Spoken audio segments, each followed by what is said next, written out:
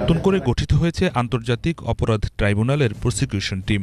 যুদ্ধাপরাধের বিচারের জন্য এই ট্রাইব্যুনাল গঠন করেছিল শেখ হাসিনা সরকার। ওই ট্রাইব্যুনালে জামাতের সাবেক আমির অধ্যাপক গোলাম আজম সহ জামাত নেতাদের সাজা এবং ফাঁসি হয়েছে। 14 আগস্ট থেকে 5 সেপ্টেম্বর পর্যন্ত শেখ হাসিনার বিরুদ্ধে আন্তর্জাতিক অপরাধ ট্রাইব্যুনাল তদন্ত সংস্থায় 11টি অভিযোগ দায়ের করা হয়েছে।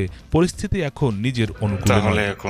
তাহলে কি নিজের গড়া আদালতেই শেখ হাসিনাকে বিচারের মুখোমুখি হতে হবে? প্রধান প্রসিকিউটর জানালেন, সাবেক প্রধানমন্ত্রী শেখ হাসিনা হলেও অপরাধের গুরুত্ব হিসেবে আসামির সঙ্গে ডিল করবে তারা। শুনুন প্রধান প্রসিকিউটর কি বলছেন। যিনি অপরাধ করেছেন অপরাধের গ্র্যাভিটি হিসাবে আসামির সাথে ডিল করা হবে।